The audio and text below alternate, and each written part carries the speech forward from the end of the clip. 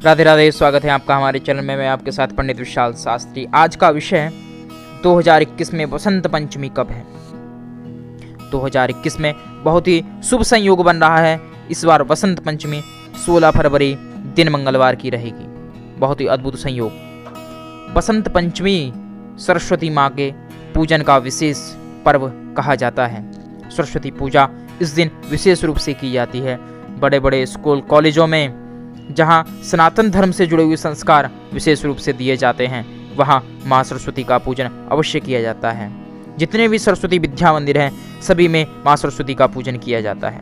इस दिन पीले वस्त्रों को या सफ़ेद वस्त्रों को अवश्य धारण करना चाहिए। उसको धारण करने के पश्चात ही माँ सरस्वती का, माँ शारदे का पूजन करना चाहिए। पूजन का सबसे शुभ समय प्रातः 7 बजे से आरंभ होकर दोपहर 12:30 तक रहेगा। इस समय के मध्य यदि माँ शारदे का पूजन आपने कर लिया है तो निश्चय ही मानिए, यदि आपका छात्र जीवन है, अभी आप अध्ययन कर रहे हैं, तो निश्चय ही आने वाला जो वर्ष है आपका, उसमें आपको निरंतर उन्नति प्रगति प्राप्त होती रहेगी। ज्ञान के क्षेत्र में यदि बहुत सारे सब्जेक्ट विषय ऐसे होते हैं जो हमें समझ में नहीं आते, लेकिन माँ सरस्वती का पूजन करने से हमें उन विषयों को भी सहजता से समझने में बड़ी आसानी होती। माँ सरस्वती की जब कृपा होती है तो अनेक प्रकार के काव्य मनुष्य लिख देता है, कवि बन जाता है, लेखक बन जाता है, और समाज में, देश में उसका एक विशेष स्थान हो जाता है, विशेष सम्मान की उसे प्राप्ति होती है। यदि आपका छात्र जीवन है तो अवश्य इस दिन माँ सरस्वती का आप पूजन करें। इस दिन सबसे पहले स्नान आदि करके पीले वस्त्रों को या सफ़ेद वस्त्रों को धारण करना चाहिए। इसके पश्चात सफ़ेद या पीले पुष्प लेकर माँ सरस्वती के मंदिर जाएं, या आपके कॉलेज में कहीं भगवती की प्रतिमा है, माँ सरस्वती की प्रतिमा है, तो उनके सम्मुख जाकर उनको पुष्पादि निवेदित कर दें, और उसके पश्चात मीठे का आप भोग लगाएं। पीली मिठाई लें, सर्वोत्तम रहेगी, या सफ़ेद मिष्ठान भी आप ले सकते हैं, उनको भोग लगाएं।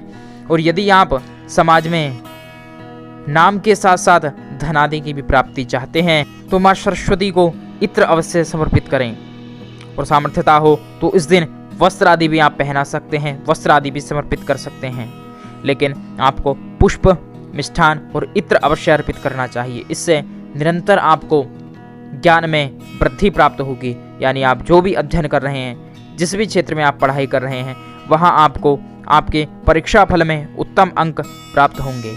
जब आप माँ सरस्वती का पूजन कर दें तो उसके पश्चात उनके श्री चरणों से एक पुष्प अपने पास रख लें। उस पुष्प को ले जाकर अपनी पुस्तकों में रख दें, जहाँ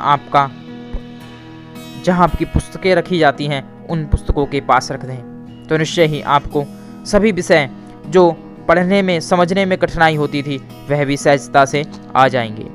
इस दिन पंचोपचार से, षोडशोपचार से कामदेव और रति का पूजन भी किया जाता है, जिससे वैवाहिक सुख की प्राप्ति भी होती है।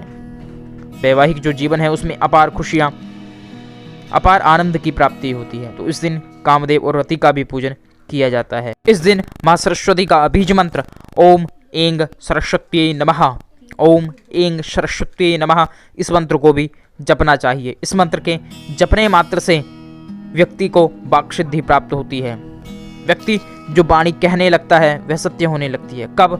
जपात सिद्धि, जब आप इस मंत्र को निरंतर जपेंगे। और इस दिन बसंत पंचमी के दिन निश्चय ही इसे 108 बार अवश्य जपना चाहिए। इस दिन आप सरस्वती स्तोत्र का पाठ कर सकते हैं, सरस्वती चालीसा का आप पाठ कर सकते हैं, गायत्री मंत्र का आप उच्चारण कर सकते हैं।